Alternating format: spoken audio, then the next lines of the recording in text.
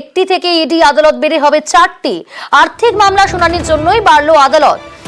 অর্ণব রয়েছে আমাদের সঙ্গে, প্রতিনিধি অর্ণব, কি খবর রয়েছে এই বিষয়ে?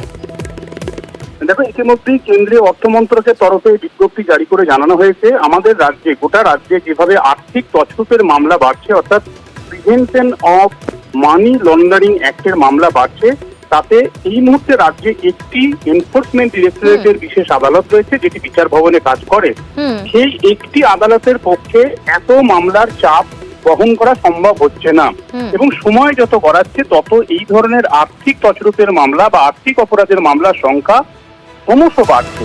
তাই একটা নয়, এই মুহূর্তে বিচার ভবনে মোট 4টি ইডি আদালত কাজ করবে এবং ইতিমধ্যেই কেন্দ্রীয় অর্থমন্ত্রকের তরফে জানানো হয়েছে কেন্দ্রীয় অর্থ মন্ত্রক কলকাতা হাইকোর্টের প্রশাসনিক প্রধান বিচারপতি টি.এস. শিবাগনামের সঙ্গে আলোচনা সাপেক্ষে নতুন 3টি ইডি বিশেষ আদালত এ রাজ্যে চালু হচ্ছে এবং বিচার ভবনে যেখানে ইডি আদালত একটি ছিল সেখানে সিবিআই কোর্ট বিশেষ আদালত, যেটা 2 নম্বর, 3 নম্বর এবং 4 নম্বর, এই যে কোর্টের ভবনগুলি ছিল সেই আদালত চত্বরে এজলাসী এবার থেকে নতুন 3টি ইডি আদালত কাজ করা শুরু করবে। অর্থাৎ একটি থেকে ইডি আদালত বেড়ে হলো 4টি, কিন্তু অর্ণব, এই প্রশ্ন থাকছে, আদালত বাড়ানো কি কিছুর ইঙ্গিত?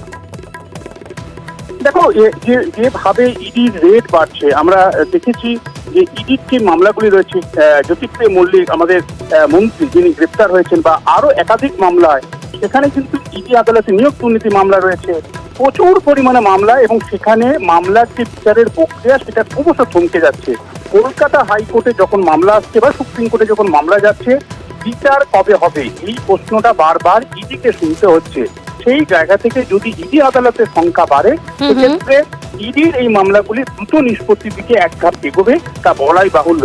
সেদিক থেকে প্রিভেনশন অফ মানি লন্ডারিং অ্যাক্টে আগামী দিনে মামলা যে আরো বাড়তে পারে, অর্থাৎ ইডির রেট বা ইডির যে অভিযান আরো বাড়বে, তা এক প্রকার এখনই বোঝা যাচ্ছে। অন্তত এই ধরনের বিজ্ঞপ্তি, এই ধরনের প্রয়াস, এই ধরনের প্রচেষ্টা থেকে। ধন্যবাদ।